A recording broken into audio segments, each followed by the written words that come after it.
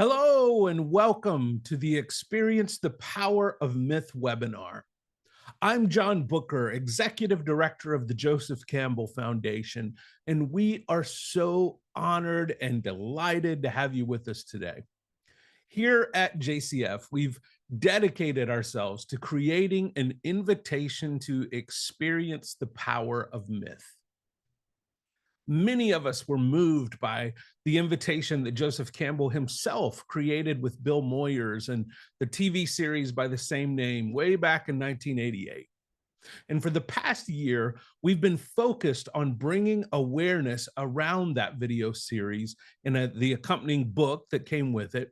And today, we'd like to complete our journey with that work by highlighting and discussing some significant ideas from that series. We'll be reflecting on some of those ideas with thinkers and leaders here at the foundation, as well as hearing from Joseph Campbell himself through video. Then we're going to introduce you to the newest invitation to experience the power of myth that the foundation has created. It's a book called The Practice of Enchantment. And we're fortunate enough to have the author with us here today to talk about enchantment and myth and why those ideas are so important right now. Finally, we're going to give you a sneak peek into some of the exciting things that the Joseph Campbell Foundation has planned for 2025. But before we get to that, I'd like to invite you to join us in the chat. Tell us where you're joining in from. Tell us where you first encountered the Power of Myth video series. Just say hello. We'd love to hear from you in the chat. And as a reminder, if you have questions that pop up throughout the webinar today, we have a Q&A panel that's dedicated for you to put those questions specifically in there. Of course, if you forget and you put those in the chat panel, we are happy to try and get to those questions as well. But it helps us make sure that we've got the questions organized if you can put those in the Q&A panel. Now, I'd like to introduce you to the team that is going to be working with me today in order to bring this experience to you. We're going to hear briefly from each member of the team, but just so you know who they are, we've got Stephanie Zachowski, our Director of Operations here at the Joseph Campbell Foundation. We've got Bradley Olson, our Director of Publications. We've got Michael Lambert that handles all of our rights and permissions and deals with our international publishers all over the world. We've got Teddy Hamstra, who works in our research and development and helps us go deeper into projects that we're working with. We've got Joanna Gardner, who's our Director of Marketing and Communications. And spoiler alert, she's also the author of the book that we're going to be discussing later today. Of course, I'm John Bucher. And finally, we've got Jason Batt, who is in charge of all things technology and wizardry in order to make all of this incredible technology work for us in order for us to have this webinar today. So I am so excited to be working with this team, and I would love for them to come on the screen just very briefly and give you a quick word of greetings and say hello. So Joanna, I see you're first on my screen. Say hello and give us a greeting this morning. Hello, everyone. It's so wonderful to have you here. And thank you, John, for that very nice introduction. So excited to have everyone here live, and if you're watching this as a recording. I'll just say very, very quickly, it's been an amazing year of focusing on the power of myth. And so we're really excited to share a few final thoughts about that work with you. Amazing. Steph, I see you next on my screen. Give us a greeting today. Hey, John. Hey, everybody. Thank you. It is so wonderful to be with you here today. What a wonderful way to wrap up a year and be together. So I'm just excited for the conversations we're going to have today. Thanks, Steph. Brad, say hello to us today. Hi, everyone. It's nice to see you. Thanks for joining us, everybody that's here. Like Steph and Joanna, I'm just very happy to be here and looking forward to this wonderful way that we're sort of putting the period at the end of the year-long sentence. Absolutely. Teddy, you're here in Los Angeles where I am. Say hello to everyone today. Greetings, everyone from Los Angeles. I'm really excited to be here and to have everyone get to experience the power of myth and the power of enchantment, courtesy of Joanna's lovely book. And I hope that as we head into this hibernation season of the winter, we can all benefit from some enchantment, courtesy of Joanna's words that you'll get to hear soon. Absolutely. Jason, say hello. How's everything going on the tech end of everything? It looks like we're off to the races here. We are off to the races. Everything is going good. And, I'm just excited that we're here. Like so many of you, Joseph Campbell is a big impact on my life, and excited to dig even in further. Amazing. Michael Lambert, say hello and give us a little update on what's been happening over there in the chat. Well, good afternoon here in upstate New York, everybody. It's so cool to see all of these names and people checking in from all over the world, which really kind of demonstrates that the power of myth is definitely a real thing. Absolutely. Well, I am so excited to be working with this team today to bring this webinar to you. We're going to be hearing from some of these folks here in just a few moments. But right now, I'd like us to consider for a moment this series that brought us all here together today, Joseph Campbell and the Power of Myth with Bill Moyers. And you are likely familiar with it. Maybe you've just heard of it. Maybe you've seen it and had a great impact on you. But what is it? Just if you need a reminder, or maybe you're not as familiar. Maybe you came to Joseph Campbell through The Hero with 1,000 Faces, or through his work around goddesses, or perhaps you came to Joseph Campbell through Star Wars, or some other means. Well, Joseph Campbell and the Power of Myth with Bill Moyers was an extended conversation between Joseph Campbell and Bill Moyers about life and myth and metaphor and everything in between. And I think one of the things that made this talk so special and this conversation so special is it became very difficult to try and encapsulate it just with a single idea or a description. Now, part of this was because the length. There are 6 one-hour episodes recorded shortly before Campbell's death in 1987, and the series was not released until actually Campbell had already passed away. And that certainly gave the series a bit of importance or gravitas that it might not have had otherwise. But many people were actually exposed to the work of Joseph Campbell only after he had already passed away. And so this, in a sense, is a bit of a time capsule for us to see these ideas that Joseph Campbell was thinking about just before his time on this earth finished. In some ways, the series feels like a bit of a swan song. It feels like an elder sharing hard-won wisdom. It feels like someone who has traveled the journey of life and then come to these conclusions about myth and how myth intersects with our lives today. Now, all episodes previously have been up for free on YouTube.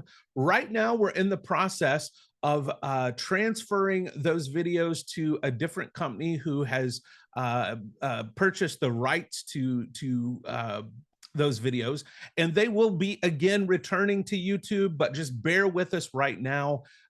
We are unfortunately not able to give those for free on YouTube at this particular moment. Just bear with us while the rights are transferring over, and those will be back up on YouTube very soon. However, if you are really, really wanting your Power of Myth fix, the companion book that goes with the series makes a great gift during this holiday season, and you can go back into so much of the material that Joseph Campbell talks about in that series through the book. So if you just can't wait for the video series to come back, we recommend that perhaps you go and pick up the book and dive back into those ideas right now. You know, we've been talking a lot about Joseph Campbell this morning, and I think it might be best for us just to hear a bit from the man himself. So without any further ado, let's hear a little bit from Joseph Campbell. So what you're saying is if there are not dragons out there, and there may not be at any The real given moment, dragon is in you. and what is that real dragon? That's your ego holding you in. What's my ego? What I want, what I believe, what I can do, what I think I love, and all that. What I regard as the aim of my life and so forth. It might be too small. It might be that which pins you down. And if it's simply that of doing what the environment tells you to do, it certainly is pinning you down. And so the environment is your dragon as it reflects within yourself. How do I slay How do you? that dragon in me? What's the journey I have to make, you have to make, each of us has to make? You talk about something called the soul's high adventure. My general formula for my students is follow your bliss. I mean, find where it is and don't be afraid to follow it. Can my bliss be my life's Well, love or my it life's will be your work? Is it my life. work or my life? Well, if the work that you're doing is the work that you chose to do because you are enjoying it, that's it. But if you think, oh, gee, I couldn't do that, you know, that's your dragon that's locking you in. Oh, no, I couldn't be a writer. Oh, no, I couldn't do what so-and-so is doing. Unlike the classical heroes, we're not going on our journey to save the world, but to save ourselves. And in doing that, you save the world. I mean, you do. The influence of a vital person vitalizes. There's no doubt about it. The world is a wasteland. People have the notion of saving the world by shifting it around and changing the rules and so forth. And no, any world is a living world if it's alive. And the thing is to bring it to life. And the way to bring it to life is to find in your own case where your life is and be alive yourself, it seems to me. That's the power of the teacher, isn't it? To bring vitality to others, to make others see the vitality in them, children. Well, it happens.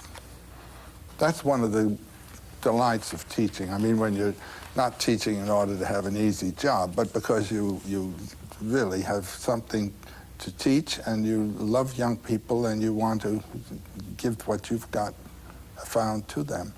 And to see them come alive is the reward of teaching. But you say I have to take that journey and go down there and slay those dragons. Do I have to go alone? If you have someone who can help you, that's fine too. But ultimately, the last trick has to be done by you. You know, as Campbell is talking about the journey that we all must take and how it's wonderful if someone can accompany us on that journey, I wonder, as I invite Brad and I invite Steph back into conversation around this clip, I wonder if in the chat you might reflect on either someone who has accompanied you on the journey that's been so difficult, or that thing that you thought you just couldn't do. I noticed in the chat, Jim Woods saying that he couldn't be a writer. And I happen to know Jim Woods is a writer now, and he's faced down that dragon. And so I wonder if there's others among us today who have faced down that dragon and become that thing that they thought they couldn't be. But you know, Steph, what do you have that comes up for you when you see this clip? What rises?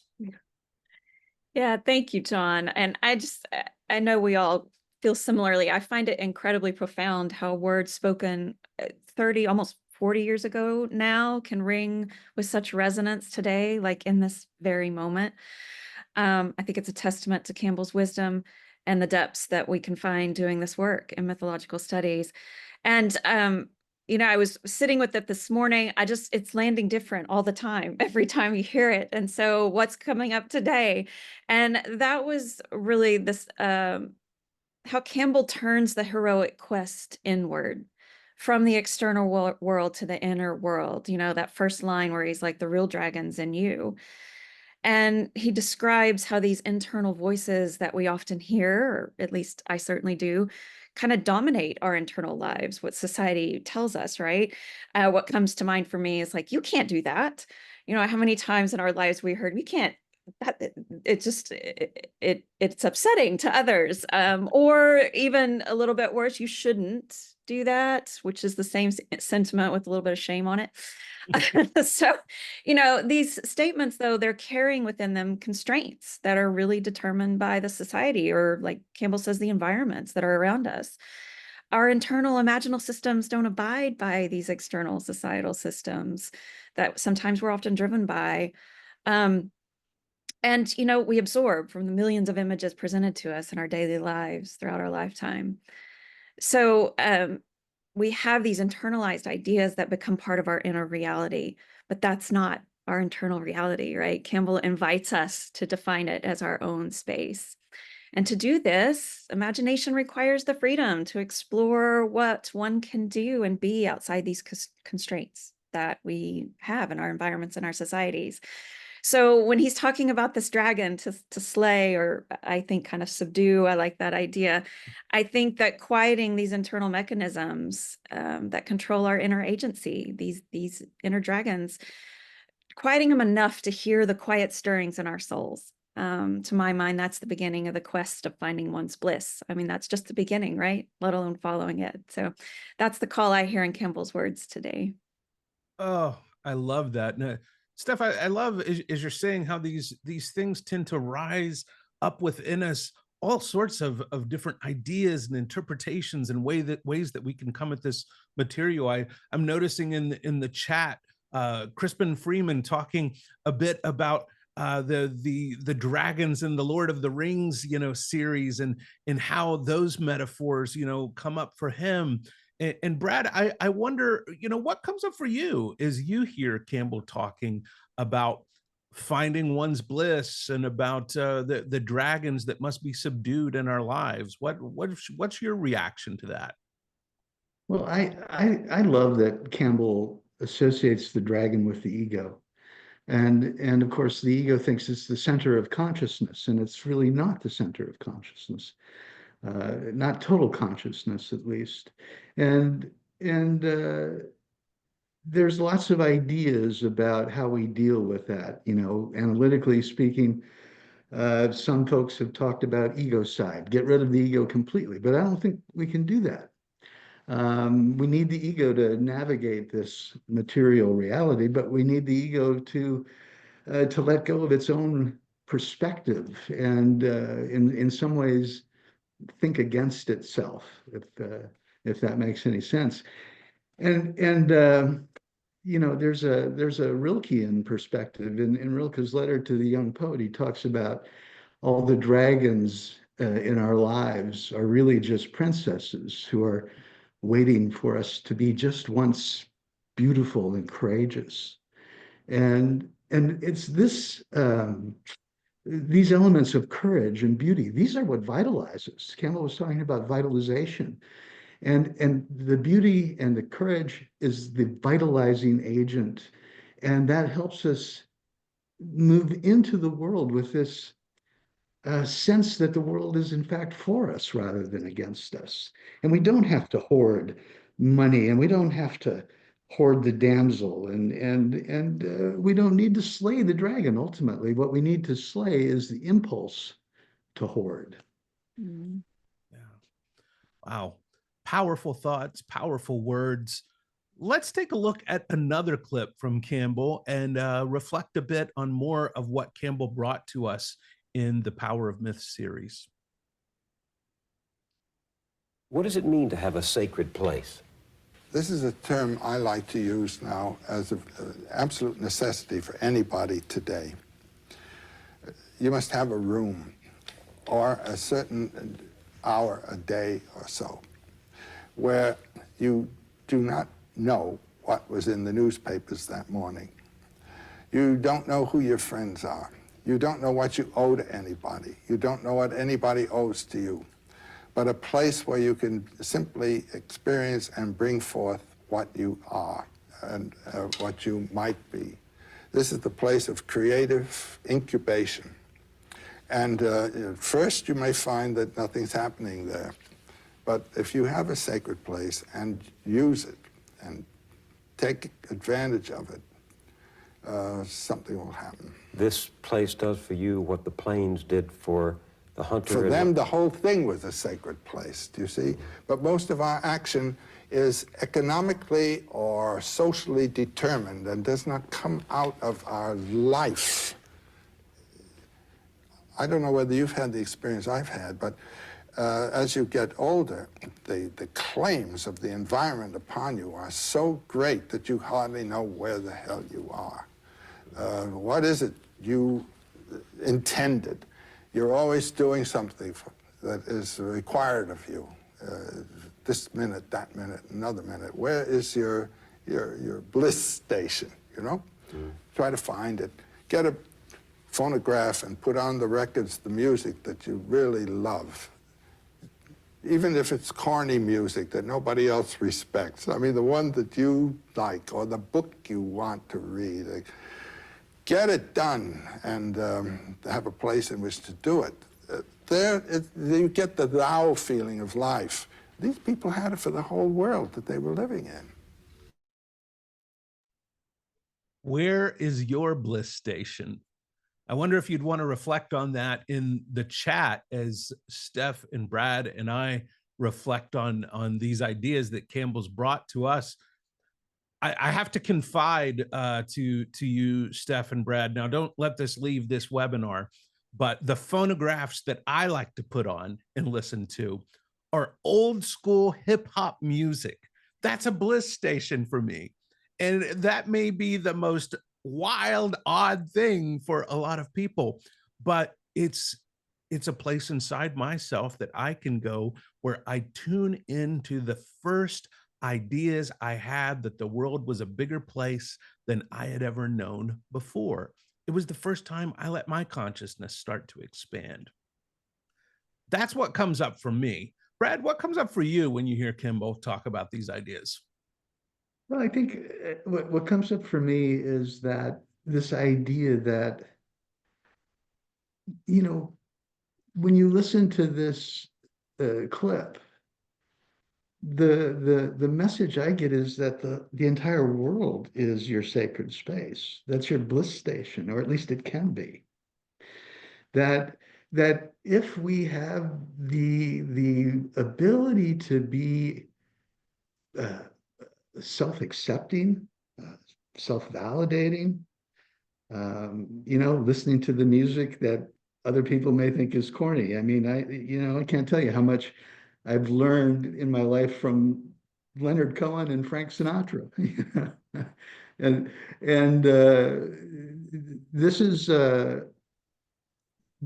the courage. Again, we have that word courage that comes in, and part of the vitalization of the self is the vitalization of the world, and to see yourself in the world, to see oneself as a part of the world is so important. This finding beauty in oneself, we see beauty then reflected everywhere in the world. And the safe place, the spiritual place, the bliss station can become one's own inner world. Yeah. I love some of the thoughts I'm seeing over in the chat. The amazing Dr. Jody Bauer said, singing in the choir and walking in the deep woods or up in the mountains. And I love how Jody shows us there that that can happen either collectively with a group of people like a choir or in total solitude. And yet those can still be bliss stations. Steph, what comes up for you as you hear Campbell talk about these ideas? Well, what's coming up with the Bliss Station is I feel like we should all make a Spotify list or something called Bliss Station. So we each have these soul songs that are calling to us. I love this idea of what's going around. But actually what struck me like just really powerful this morning, re-listening to this, was this statement from Campbell of, as you get older, the claims of the environment upon you are so great that you hardly know where the hell you are. I mean, that was just like, Yes, I mean, I feel that like in my chest, um, makes me think of burnout, which is, prevalent right now. It seems to be talked about a lot, and just so many demands on our lives, our jobs, our children, our families, whatever they are. It's like the to-do list or to-doing just out of control, right? There's just so little time that we're given to live, really. Um, and the noise, when he's talking about this sacred space, it seems so profound because it's just so noisy in so many ways. It's almost impossible to think. So I love that Campbell really invites us and kind of asserts that it's essential to find a space of silence amidst the noise. And like protected from it, right? There's no next demand, no to do, the myriad of voices of the world around us, the constraints from our own environment, whatever that is. It's a space to sit in. And I'm going to return to Brad's idea here of this not knowing, right? Just holding this not knowing, in which Campbell describes the freedom to roam. I just love this invitation of having a space that's all one's own. And I think that too, I guess I feel that more today than ever. That is what gives us a sense of belonging in the world, right? A sense of self-worth is that space. It's all our own to create. And so the sense of who we are in and of ourselves, I think, is almost, I don't know, I would say almost a social responsibility for us to go in and find that, right? And nurture that, because that's our inner Grail castle. It's no one else to bear. It's not our society's to bear or our children's to bear. It's our own to bear, our own self-worth, our own inner sanctum. And I think, like Brad was saying, that brings life into the world. That's vitality. So that's what I'm hearing in his words today. Oh, so good. So good. There are so many treasures and wonders that we find in these bliss stations. And one of those treasures is enchantment. And I think this is a good time for us to begin to transition to this idea of enchantment and this new invitation that the Joseph Campbell Foundation has created in the form of this book, The Practice of Enchantment by Joanna Gardner. And I love this book. Now, I may be a little bit biased because I know Joanna and I think she's brilliant, but I really love this book. And I think it will have the impact on you that it had on me.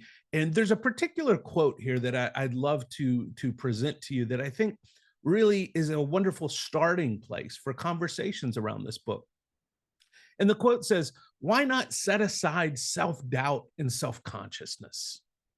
Why not sing with everything you have and everything you are, as though summoning the sun's fire to the earth?" There is such an invitation in those words to fully embody ourselves, to listen to that call to adventure that we're hearing, and to walk out towards enchantment.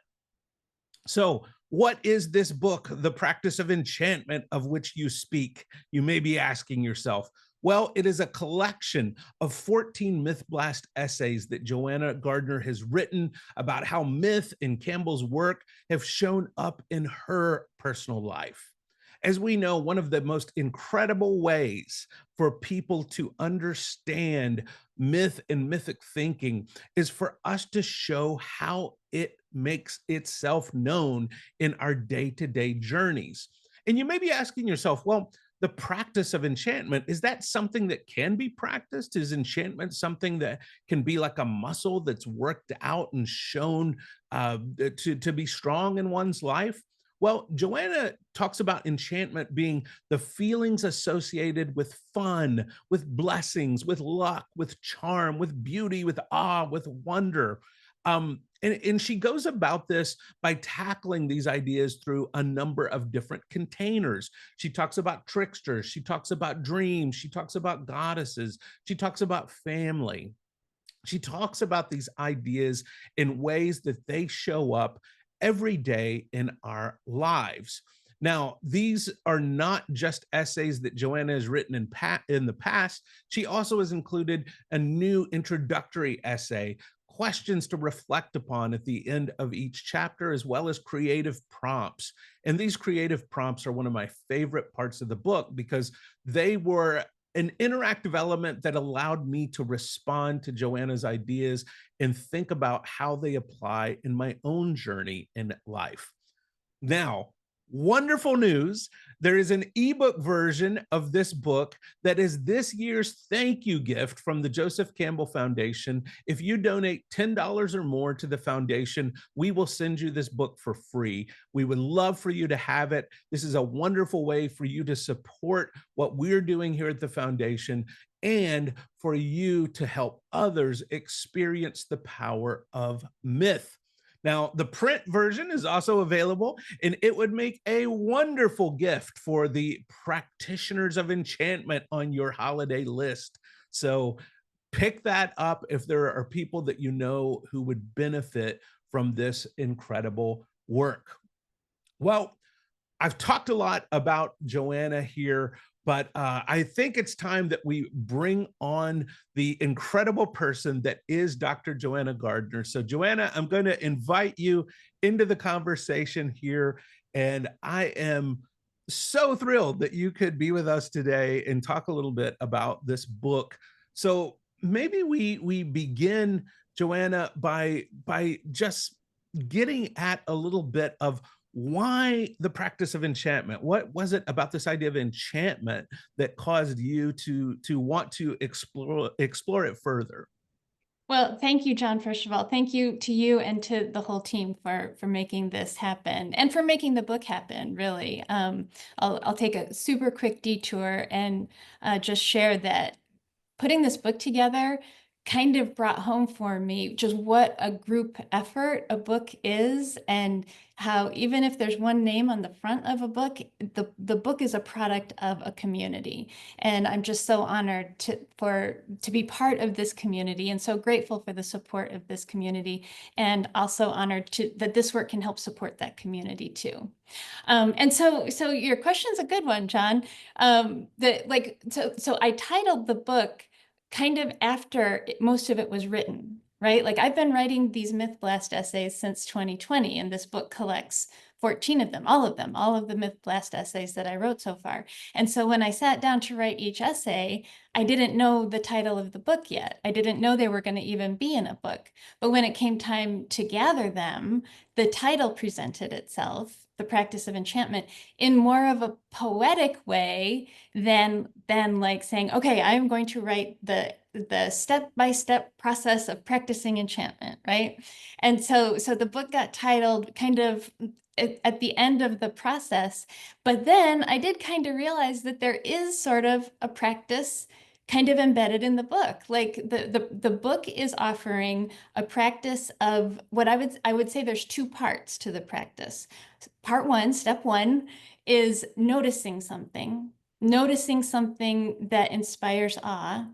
And step two is writing about it, really engaging with it, going into that experience and connecting it with myth and with Joseph Campbell's ideas, and then discovering more and experiencing enchantment in the process of doing that. And I hope sharing that experience vicariously. Oh, so good. Joanna, we live in a really complicated world today, and so many of us, it's all we can do to even make it through the day. And when we hear about this idea of enchantment, for some of us, it might feel like it's a luxury. But as I read your book, the sense came to me that you were making the case that enchantment is not just a luxury. It's something that we desperately need in our human souls. So is enchantment a luxury? Is it something that we can kind of get to if we have the time? Or is it something that becomes embedded in our daily journey that we can experience all the time? Another great question, John. Thank you. What's coming up for me to the question of, is enchantment a luxury? I'll yes and that word. It can be a luxury, right? But it can also be a necessity. It can be a vital nutrient, I would say. And just when you look at narratives, when you look at powerful narratives, Enchantment never happens without conflict, without trouble, without striving of some kind. Well, I say never. I'll say enchantment rarely happens without that kind of thing. So I believe this, and this is my belief. I believe that the more difficult it is to practice enchantment, the more important it is. And those are the times when the world might really open up and offer itself as a gift, kind of in the way, you know, Campbell was talking about in the clip that we shared earlier. You know, the experience of thou can come in many forms and many places. And it's the times when it might feel the most distant that it's most important to try, I think. Mm, mm. Joanna, most authors have some section of the book that's really been meaningful for them and has been a section that they return to when they're asked to read something. Is there a section of the book that that we could nudge you to share with us today that we you know has meaning for you, that maybe you could give us a little taste of what's in this book? Yeah, absolutely. I would be delighted to share. What I'd love to do, if it's all right, is read the first essay, the first MythBlast essay, not the introduction, but the first of the MythBlast essays. Shall I do that now? Please. All right. Yes. All right, here we go. It is story time. Okay, so this essay is called In the Company of Coyote. When I lived on a mesa in northern New Mexico, one summer night, I left every window open so the starlit indigo air could cool the house after a long, hot day. It seemed like I had barely fallen asleep when a shrill, continuous shrieking woke me so fast that I was up and out of bed before my eyes opened all the way. That otherworldly screaming swirled around me like auditory sparks in the gray pre-dawn light. I dashed to the bedroom window. Outside, not 10 feet away, sat a coyote, letting loose with a piercing ki-yay-yay. But the sound encircled me like it came from inside the house as well as the bedroom window. Wide awake now, I raced to the kitchen. Another coyote ki-yayed outside that window too. All around the house, north, south, east, west, coyotes had surrounded the walls to voice their spine-tingling cry. So much sound from those small bodies. The song flared on and on through the open windows, filling the rooms from floor to ceiling. Breathless, I hovered by the back patio door, facing east, to listen and watch the coyote who sat there. One coyote among many, yes, but also coyote with a capital C, an archetypal field of energy, a flame of the soul whose flickering, shifting shape can represent a larger pattern, often called the trickster. In his book, The Masks of God, Primitive Mythology, Joseph Campbell introduces tricksters from many cultures and eras, as is his way, in traditions that range from indigeneity to Christianity. Campbell hypothesizes that trickster was the primary figure of myth in the Paleolithic age, meaning tens of thousands of years ago, creating the world and bringing fire to the people. Here we can read world and fire as metaphors for culture, but we can also read them as psychological images. Trickster can return to us our inner flame, the sparks that sometimes sputter out along the way, the embers of personal creativity and world-making. In New Mexico, I often saw coyotes loping along sidewalks, trails, and suburban lawns, thriving at the edges of human civilization. Wiry bundles of cunning and energy, snouts always pointing toward new possibilities, They ate everything from beetles to garbage to pets. The trickster's amorality means they never integrate into society. Instead, they represent the perpetual stranger who exists outside the known order.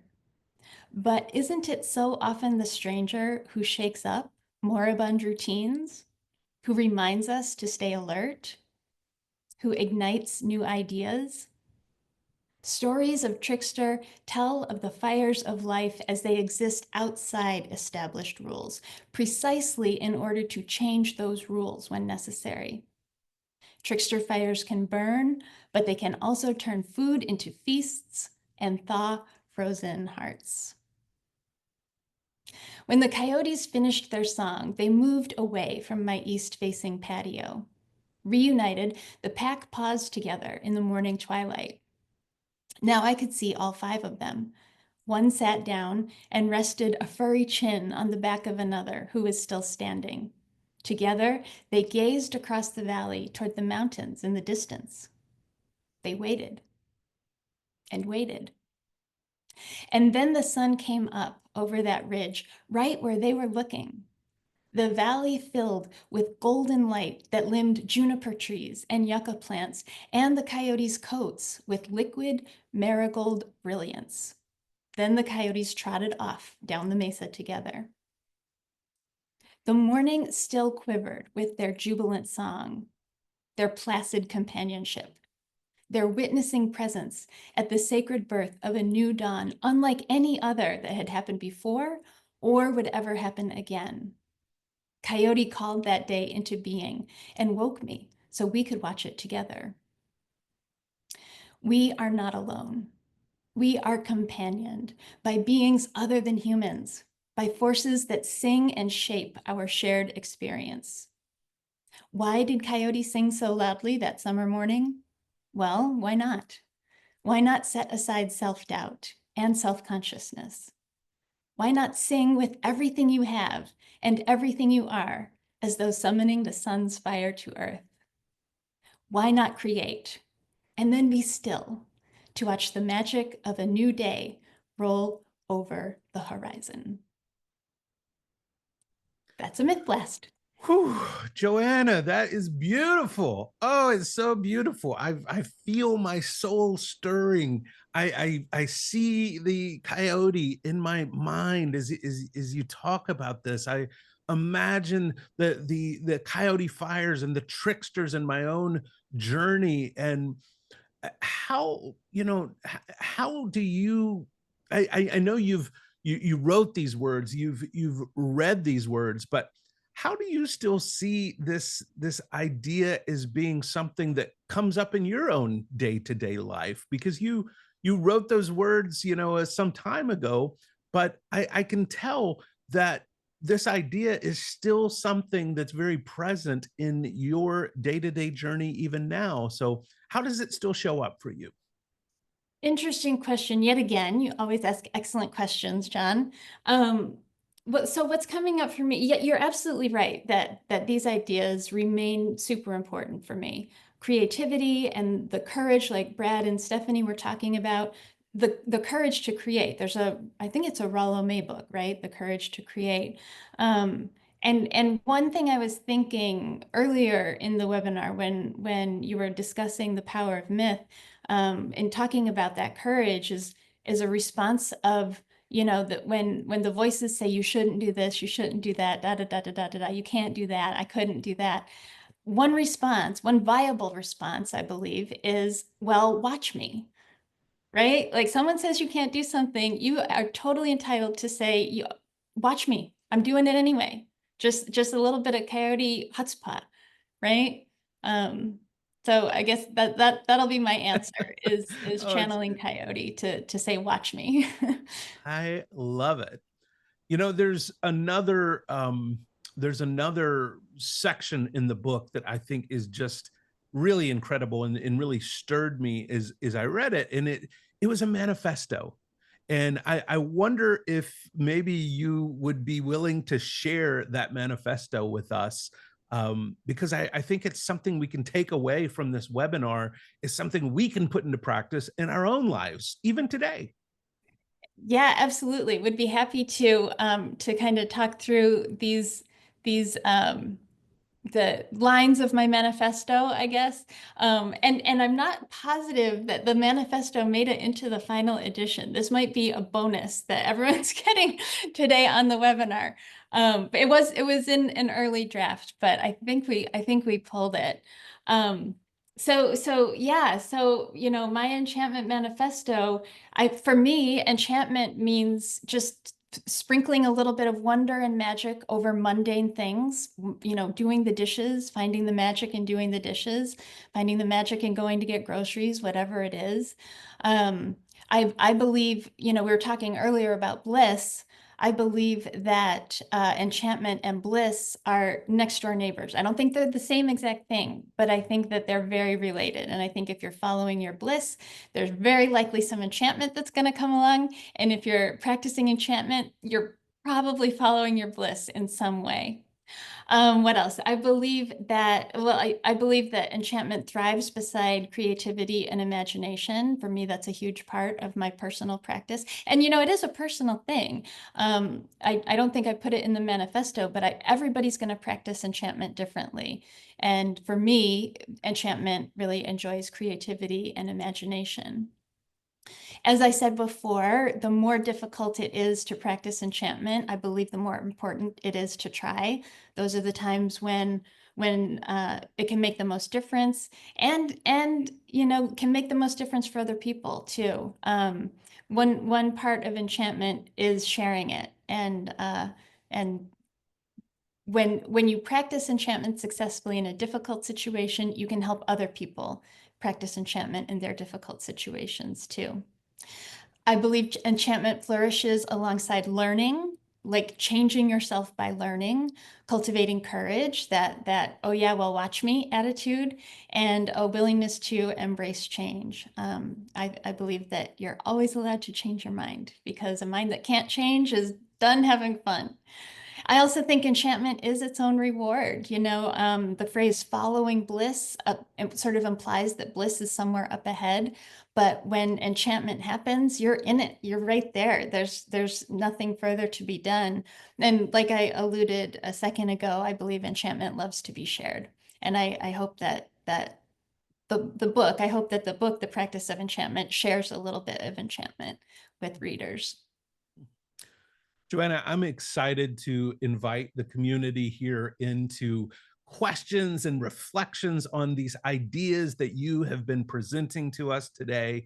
And Teddy on our team has been looking at the questions. So I want to invite Teddy in here to let us know what's been coming up in the Q&A, so that we can take a look at the questions that have been rising out of our community here today. So Teddy, what's coming up in the Q&A? Thank you so much, John and Joanna, for that lovely reading. And I just want to invite folks to, I know it may be a little confusing, the format, but if you hover your mouse around the bottom of your Zoom screen, there's a little thing that says Q&A. So put the questions please in there so we can see more easily than in the long running chat. But I'll start with one from Joanna, from Western New York. Someone who's been guided by Campbell much of their adult life, a great source of courage and support, but now feeling weary from what they see as a crumbling world, one that they feel that they can no longer understand. The question is, what shall we do? Obviously a big question, and Joanna's not expecting a succinct answer, but how do we reconnect to Campbell's understanding of the power of myth? How to reconnect to Campbell's understanding of the power of myth, even when the world feels like it's crumbling, right? Yeah. This is a very big question and a very important question. And what's coming up for me is an image. I'm undertaking a little bit of house remodeling work, and like this last week, I've been doing some demolition. Not me personally, I'm no good at that stuff, but but there's some demolition work been going on in this kind of old house that's getting remodeled, and the walls are crumbling. Like it's plaster that's like just turning to dust as the worker pulls the walls away. And so what do you do when the wall crumbles? You rebuild, right? And not only you rebuild, you plan to rebuild, but you plan to rebuild better. You use that opportunity for change to exert your creativity and to think of how you want to be different, how you want to do things different. And you bring in all 5 W's, or, you know, who, what, where, when, why, and how. Everything is up for consideration. Everything is up for creativity. And these are the moments when the opportunity is the greatest to affect change, and the need is the greatest, I'll say. I love that answer, Joanna, and I am in sympathetic relation with you with the construction going on my home street currently. That's requiring a lot of practice of Zen.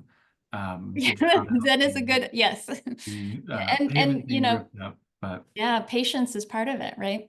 yeah. So we have another one that I think I will direct it maybe to Joanna and John.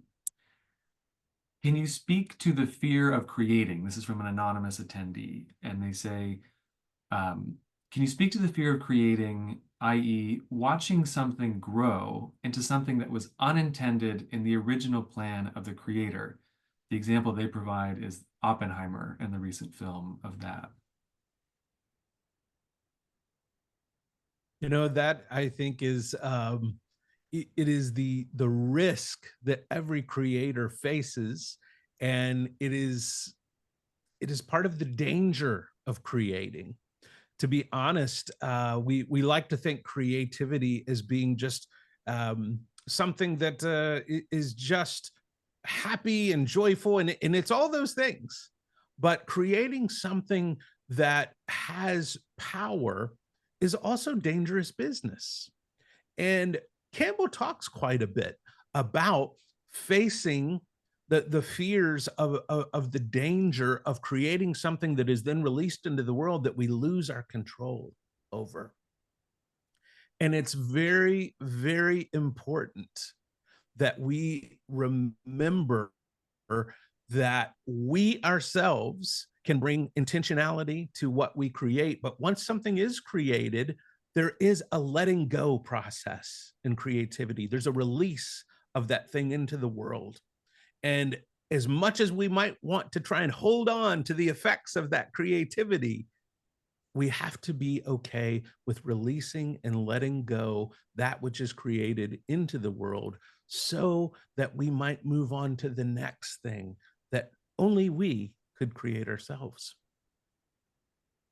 Joanna, what do you think? How does that question strike you? I agree completely with what you just shared, John. And I would add also that, you know, you can't, there's no such thing as control. You know, you can't control what you've made once you let it go, but you can create consciously. You can cultivate conscious awareness in the process of creativity, and do your best to do the kind of work that will change the world in the way that you envision.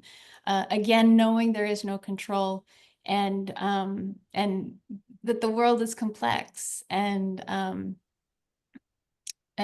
cultivating an okayness, I'll say, with that. Wonderful. And could we maybe also invite Brad and Stephanie back to have some questions as well, just for all of us? A question came in from Gerald.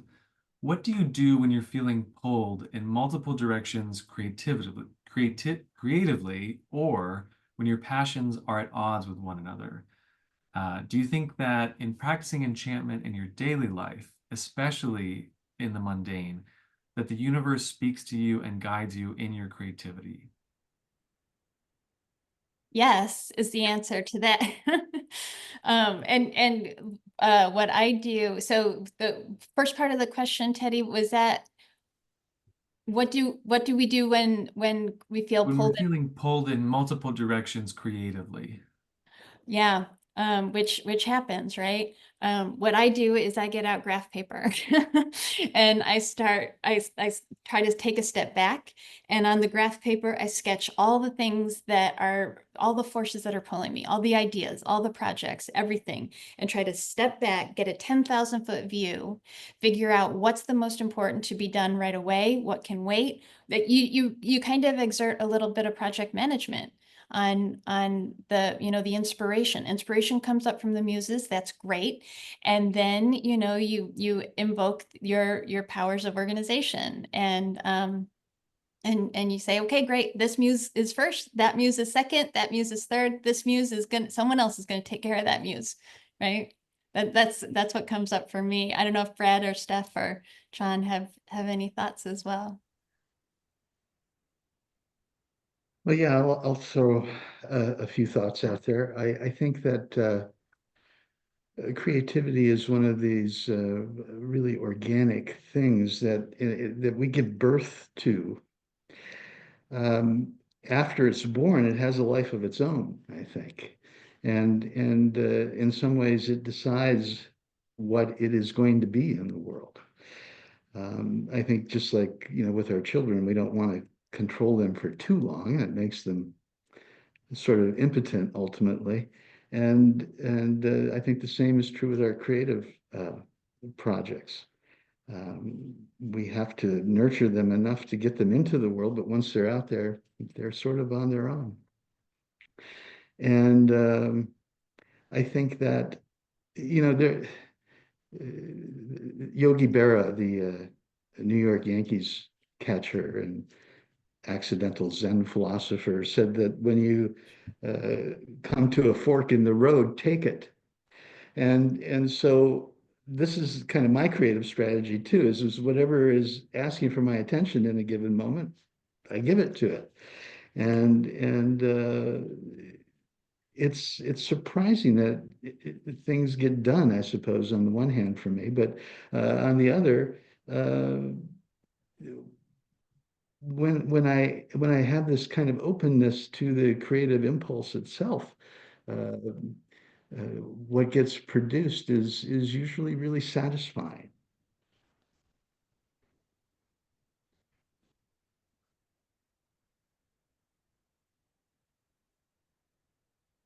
Okay, well, thank you for that, Brad. You just made me realize that who's on first is more of a Zen koan than I had ever realized. So maybe with that, John, hand it back to you. Thank you for the questions, everybody. Thanks so much, everybody, for those questions.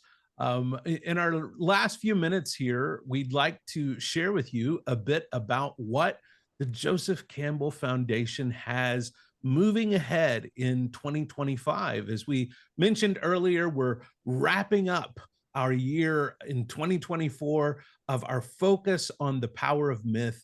And as we look ahead to 2025, I am thrilled to announce our new theme for 2025, which is going to be Experience the Power of Myth at the Movies.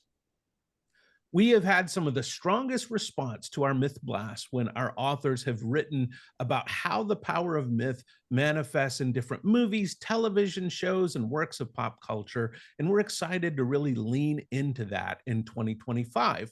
So every month, we're going to focus on a different archetype. And one month it may be the fool, another month it may be the magician, another month it may be the lovers. But we're going to then intersect these archetypes with 4 featured Campbell titles. This year in 2025, we're going to be primarily working with creative mythology, Campbell's book on goddesses, Mysteries of the Feminine Divine, of course, the classic, The Hero with 1,000 Faces, and the newest addition to the works, the collected works of Joseph Campbell, Myth and Meaning. I'm also thrilled to announce that we're going to be tackling these subjects in a monthly conversation and course over on roundtable.org, which is a program of the 92nd Street Y out of New York City. This course begins in January, and the first 4 months are a course called Mythic Archetypes of Innocence. And we're going to be looking at the trickster, the Lover, the Seeker, and the Fool. That course is available for registration right now today. So please jump over and sign up for that course. We'd love to have you with us. If you've enjoyed these types of conversations and what the Joseph Campbell Foundation is bringing to these conversations, we'd love to have you join us in the courses that we're doing over at roundtable.org. Finally, as we're wrapping up, we want to encourage you to be watching our social media channels as we announce more webinars for 2025. We've really enjoyed getting connected to you, our community, and talking about different ideas and exploring myth in new ways. And so watch for more webinars that we'll be presenting in 2025. So as we conclude today, I just want to encourage you first to go subscribe to our newsletter so that you hear about all the upcoming events, webinars, courses, new books, the things that we'll be bringing to you in 2025. You can find out about those best by going to jcf.org/subscribe and subscribing to our newsletter. Also, if you want to learn more about what Joanna's up to and the work that she talked about today, you can go and subscribe to Joanna's newsletter at joannagardner.com. I highly encourage that. It's another wonderful mythic resource. And finally, we would humbly ask that you support our work at jcf.org/support. Again, any gift of $10 or more between now and the end of the year will send you an ebook copy of Practice of Enchantment, and we would love, love, love to share that with you. Our last thing we'd like to say is just a note of gratitude. Thank you so much for supporting our work here at the Joseph Campbell Foundation. Thank you for being a part of our community. We are so glad to have you today, and we look forward to seeing you in 2025.